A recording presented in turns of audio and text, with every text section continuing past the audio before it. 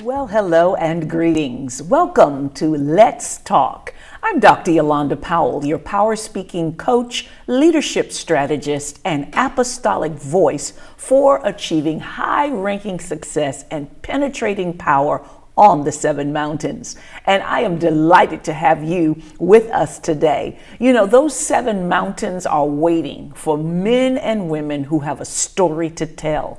They are family, religion, education, government, media, business, and arts and entertainment. And no matter what it is that you have experienced in life, those mountains need solutions. They need answers. And I'm convinced as a coach and as an apostle of Christ that you have answers, you have solutions, and you have story. And so do these 2 women who are with us today. These 2 have a story to tell. And I am delighted to have both Linda Dixon and Tony Gorman with me on Let's Talk today. You are going to be so encouraged. You're going to be so lifted as you hear what they have to say and what God has brought them through. So Linda and Tony, welcome, welcome, welcome to Let's Talk. Thank you. Well, we're going to get right into this. You know, we've been doing this segment on Propel to Power Speak, kind of giving our audience a taste, just an appetizer of what we do in terms of kingdom coaching and communications training, story development, crafting, and really doing what one person said is a strategy. Because I believe God has given us a strategy for how to overcome Satan's devices, has he not? And so I wanted to be able to introduce Linda to you as a coach. She is a mentor to women. She is a woman who's overcome a whole lot of ups and downs, ins and outs, a lot of dark past, but boy, the light that shines on her life now.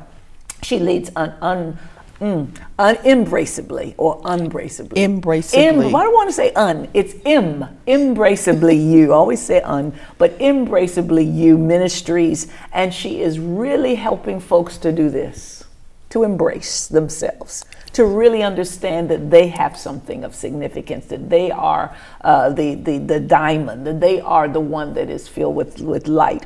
And so we'll be hearing more about how she's encouraging women to do that, to get out of the prison, to get out of the stuck place, and to really take off the mask. And then Tony, you guys, is a pathfinder and a media specialist. She's combining media and helping people map their path, get their development of their movement. How do you get unstuck? How do you get out of crazy and into really what Christ has called you to do in life, and really the life that you're supposed to have? You'll hear her tell more about that. She's been through the muck and the mire, as they say. She's been through the ringer, and she has emerged with a great voice. And so we're delighted to have both of them today as students and clients of Propel, but really movers and shakers in their own industry and in their own genres. So again, welcome to Let's Talk. Thank you. Why don't you begin just telling a little bit of your signature pitch? Like, who is it that you are? Oh, who do you help? What was it? But it's not always been this way for me. Kind of tell us a little bit of your story using a little bit of those components.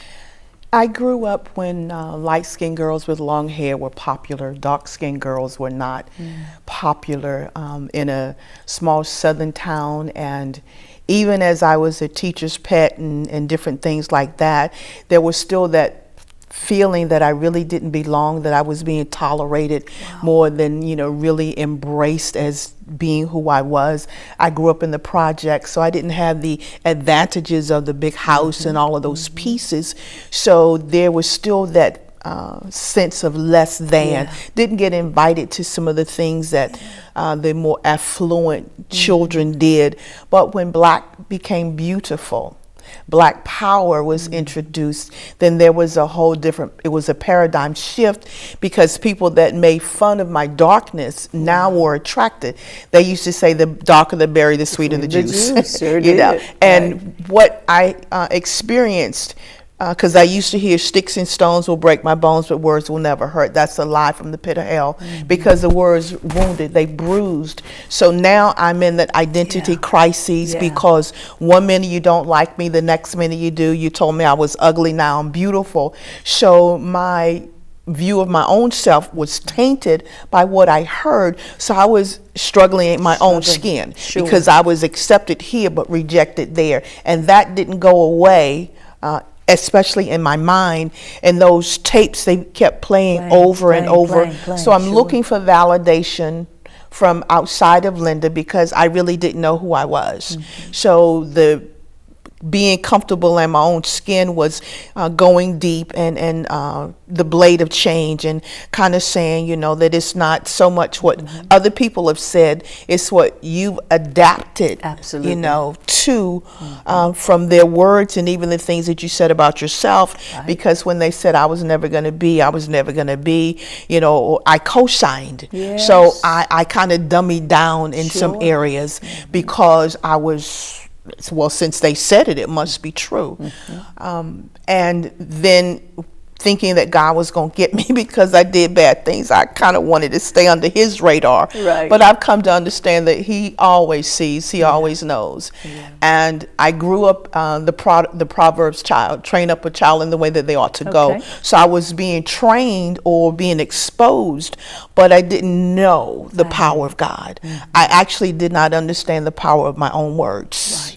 And that it wasn't as much as what other people were saying, although that was important, but it was how I spoke of myself. And the woman in the mirror was confused, because I saw myself more from their perspective than my own. I saw myself as the least common denominator. Which was a term that I gave myself in geometry because of my initials. And in speaking that over myself, then I subconsciously function from that spot, that place. And now I'm comfortable in my own skin. I'm standing, I'm speaking, I'm teaching, I'm telling it all. Even when I don't want to, stuff comes up and I'm like, where'd it come from? But what I understand now is that it's time. And that I'm in a safe place. And if I don't tell it, and Apostle, you said this, we can Google all kinds of information, but you can't Google my story. That you have to hear from me. Because I can tell it like nobody else can. I can put the period, the comma, the exclamation point, the quotation, all of that. The ands, the ifs, the buts. That's out of my voice. That's out of my belly. So. That's really good. I like the fact, the way you say that it's all the pieces that's in here that's got to come out. It's that out of my belly. It can't be held. Because it's time. It has run its course. Silence has come to its end. And so it's time to tell. Wonderful. Well, I am excited. We're going to hear more about this Embraceably You experience and what she is doing personally and what she's doing for those that she coaches as well. Tony, tell us your signature. What is it? What has been your story? What has been what you have overcome and what you've prevailed through? Well, I spent all of my life trying to be what other people wanted me to be, what they expected me to be, what they thought I was when they first saw me. And then I went through a period of, just always trying to disarm them to make them feel comfortable. But my story is I was raised without a mom, just my dad, and starting with her, I just never understood why she wasn't there. And but everyone always talked about her. Her name was like a household name in everyone's home because, I grew up in a small town. And my mother, she really just was this beautiful, beautiful woman. And I thought, I'm ugly, and that's why she doesn't want me. And some other things happened that kind of confirmed that for me, that she didn't. And because she had stopped by my house one day unannounced, and when she saw me, the first thing she said was, "Ugh, you don't have hair like mine." And I thought, okay, well, that's it. That's why she doesn't want me. And on the other hand, my dad, who was raising me, treated me, like I was this precious china doll when we were in public. But when we got home, because of his own deficiencies and his own lack of self-worth, most likely, right, he treated me very, very different. When I first heard the word tyrant when I was in elementary school, and I looked it up, and I was like, oh, that's my dad. Because that's how it felt. If something went wrong, if something got broken or was missing, it was my fault. And so I tried all these things as a little girl to change, his behavior toward me. I often talk about how I even tried to dummy down and hoping that would change the way that he was with me. And it didn't change at all. And then, I moved on into marriages, and I just kept duplicating my childhood. Being married to someone who just wanted me to be out in public with him. But when we went home, I went back to my shelf. And then, the other one was just full blown, my father completely, and some more. And so I mentioned in talking to you another time that when I escaped that marriage full of abuse, I asked the Lord, what happened, what's going on with me? And then he started to talk to me about my values and my self-worth. And I started figuring that out, and then I wrote a book, A Woman's Worth, A New Day Has Dawned, because that's exactly what was happening for me. Right. And so, long story short, I took all of those things that I had to do in my childhood, where I kind of learned to compensate, and I became a really good listener because I wanted to anticipate what my dad was going to do and his mood, and just all of these pieces. And I did a lot of research as a kid. I was just really a phenomenal kid because I was running a household, an adult household, when I was like 7 and 8 years old. I'm talking writing checks, paying the bills, grocery shopping, doing laundry, talking to people on the phone, all of those things. And so you mentioned I do the media piece, so I'm going to stick this in very, very quickly so that can be understood. My first husband was a news reporter, and he had this big story. He had to go and interview, it was a king coming in from Africa, and we wanted to take our kids, so we took the kids there, and he had a cameraman there, but he normally had a reporter or announcer with him or something, and that person didn't show up. Wow. And I'm all excited, about what's going on in the room and, making sure the kids meet everybody. And so my husband just kind of throws me in front of the camera and says, "My wife can do it." And I'm like, "I can do what?" And he says, just listen to me. So he kind of stood behind me and he told me what to say and what to do, and I did it. And the cameraman just took a major liking to me and asked me to go on these assignments with him. Wow. So that's how I got involved with media. So that was one good thing that came out of that marriage. And then my career, I had been in hospitality. I was a concierge and I did public relations. And then I got into workforce and career development for people. So all of those ugly things that had happened to me when I was younger really helped me to do what I needed to do to make a living, to take care of myself. And then once I entered into Propel, I remember it was in one of the masterminds, that everyone had sort of uncovered that Tony's the one who's always asking questions and sort of poking around and won't stop talking. And then I think the media piece had been revealed to you some kind of way. And I went home and I had to say, "Well, God, who am I? What am I?" And he spoke clearly to me and he said, "You're a pathfinder." Wow. So I help people who are off track, who feel like they've never been on track, who are just, they want to they want to find their rightful place in life. So, and I'll just give a capsule of this. I do something called mapping, where I sit with them and I do an intake, and I do it on video. I tape them and myself in the conversation. That's complimentary. They take that home, they look at it. Wow. And then I go back and I map out whatever their situation is, wherever they're trying to go. And I do a map for them. And then we get back together and we talk about the map. And they're all excited and happy. And then from there, you know, we can do a fast map or extended map. But so that's what I do. And while the work has really been hard, you know, I wouldn't have had it any other way. Wow. Because it has given me the backbone, the character, and the integrity that helps me to authentically work with my clients, and they know that I'm really for them and not against them. Absolutely. So both of you bring up something that's so critical, and you both said exactly the same thing, that you spent all of these these years dumbing down. Dumbing down. Why do you think we do that? What is that process about, where we feel like we cannot, to know we're dumbing down means we know we're somewhere else. You can't dumb down from nowhere. You dumb down from a high place.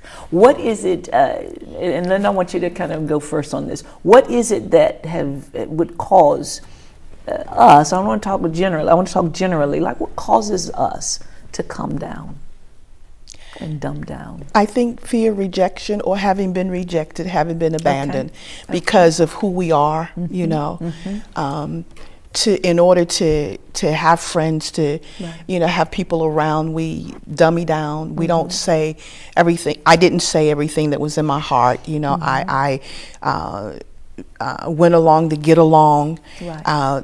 Having been told children were seen and not heard. Absolutely. You know, that was one of the things that silenced. And, you know, I grew up in a home, my mom and dad were both together, this, that, the other, but there were things that went on, domestic violence, and you didn't talk about those things. So I think that dummied down, because I'm a talker as well. You know, I was in the school plays, cheerleader, all of those different things.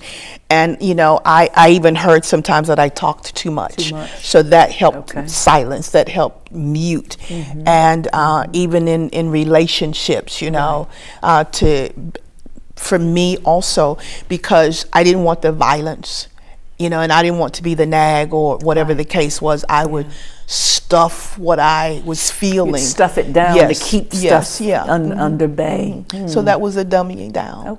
You know, because I didn't want the escalation. I didn't want the uproar because, again, of what I saw.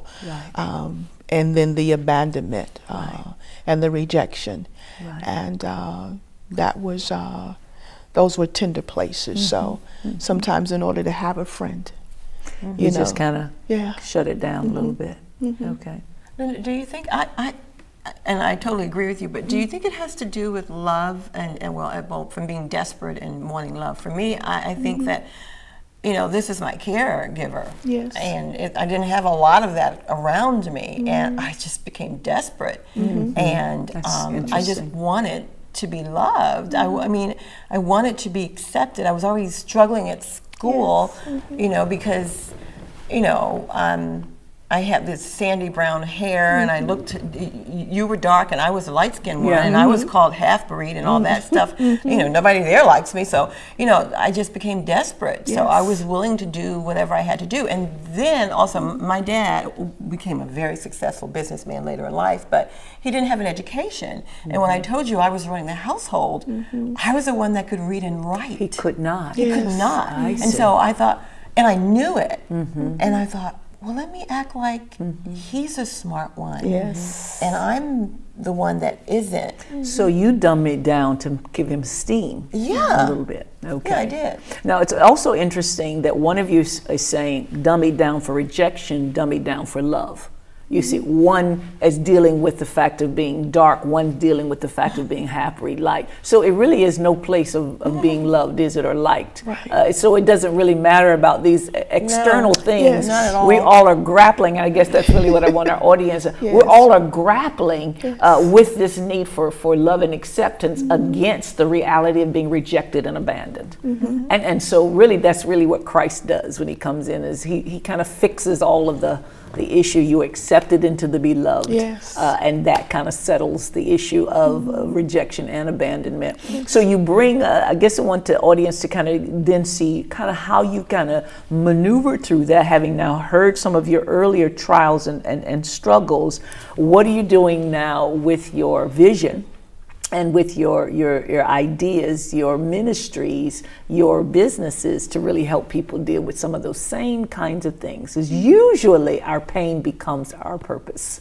Isn't that right? Yes. Yeah. So tell us a little bit about Embraceably You. It is a ministry that helps women discover their designer's original, the diamond, underneath all of the murk and the mire. Wow. So I call myself a diamond excavator. And because I've had to dig deep, to find Linda, I have the ability, the insight, and the strategies to dig past what you say, to hear past what you're saying, to listen to even your heartbeat, because we say one thing, but we sometimes really mean something else. Absolutely. So Papa has given me an ear to hear, because I know what I said, I know how I sounded. And in that place, when you go to buy a priceless jewel, it's only handled by the most experienced jeweler. He'll lay out the mat, he'll open the jewelry box, and then he has the tools. So in handling the most expensive diamond, you've got to know that that's who you are. Wow. So then that means that all of those relationships, especially the unmarried woman or the woman who's married but not fulfilled at home, she will begin to understand that her value is more important than those few moments. Yeah, I hear you. Than those few moments. And for the unmarried, if she desires to wed like some of us, then she'll begin to discover the hidden treasure within, And for me, I've asked to be, and other women as well, to be so hidden in Christ that he'll have to know Christ to even see us. Yeah, because good. Christ is the experienced jeweler. And as he handles us, as he leads me, then I go to that deep place, that dark place, that ugly place, and help the women extending the diamond of love, my own diamond of love, my own experience, the unraveling, and help them, polish, because there's a brilliance that's inside of us. But because we've been covered with guilt and shame and rejection and abandonment and low self-esteem, and drug through places, there are things that have taken me further than I wanted to go and kept me longer than I wanted to stay. And it cost me more than I was prepared. I didn't understand the price. I didn't understand the cost. But having lived, having survived through those things, now being at peace with me, even as a work in progress. Right. Because I'm not arrived. I'm still discovering things. Even in this last month, there have been some peace, and it's like, oh, I did not know that was still there. But I'm not afraid anymore. I'm not afraid of the voice or the sound of the silence, even my own silence. So in the diamond excavation pieces, helping women unravel the mental thread of their past, to cut the soul ties, to be cleansed of all fingerprints. And all of the wounding that took place, to stand today, in their own shoes, in their own place, and to understand that God does have a path, he does have a place, he does have a purpose, and that there's someone, if it's just one, that in hearing your story will be liberated of freedom. The journey has been worth it. Reminding of the shepherd who left the 99 to go for the one. Absolutely. Because that one was valuable. So to help women understand that they are valuable, and that we have so much to give, but I have to begin to give myself permission to give Right. and to receive, because you can I was such a giver that it was hard for me to receive, but it was because of my own self-esteem. Wow. My own value. But now, bring it on. She said, bring it on. Tell everyone how they can get in touch with you at Embraceably You Ministries. The website, the email address is embraceablyu, that's EMBRACEBLYU, that's the alphabet U, ministries@yahoo.com. My website is www.embraceablyu.com, and my phone number, 301-529-0034. It's on my cards. It's probably on something in my page as well, but I don't mind. 301-529-0034. Wonderful. You said bring it on. Tony, Come on in. well, Tony, just like Linda, you have a lot to offer. Tell us a little bit about how people can get in contact with you, and then a little bit about what they would get when they call. Like you talked about mapping a little bit and Sure. some of your services. Sure. Well, you can find me on Tony with an I, Toni, Gorman, Gorman, pathfinder.com. Tony Gorman, pathfinder.com. And well, I probably explained it a little bit. Yeah. I do mapping. If you are stuck in life, if you're trying to figure out where to go, what to do, and you've just reached a dead end. Right. And I do this for men as well as women. It can be related to your career. It could be personally. It could be any area in your life. It could be in school. And I sit and I give you an hour intake, no charge. And of course, you take your video home with you. And it's amazing when you look back at yourself on video. You know when you're telling the truth. You know when you're fudging, and when you just aren't. Yes, you do. And so while I'm talking to you, the Lord really is downloading to me some areas that I need to ask that person so they can open up. Wonderful. And then, like I said earlier, they take that home with them. I go back and I start mapping, and then we either do another phone call, a Skype, or another face-to-face, depending on which product or which program they decide to go with. Right. And this is called Personal Development, and it is Tony Gorman, pathfinder.com. Wonderful. Well, you guys have heard this. These are two powerhouses. We call them power speakers. We understand that they have not only the story of their past, but they have vision for the future. They know exactly how to minister to you and to what you're dealing with. If you're a woman who's needing to know her value, then definitely you need to connect with Embraceably You Ministries and Linda Dixon. And if you're stuck and don't know your path and is in that place of derision and really need some mapping, then Tony Gorman is your girl. All right. So again, I'm Dr. Yolanda Powell. It's been a great wonder to feature two of my star clients who are really doing great things in the marketplace. We're blessed to have them here to share with you. So we bless you and send just hordes of blessing your way and say it's your time to find your path and to know how embraceably you are. All right, in Christ. Blessings to you. Have a wonderful day.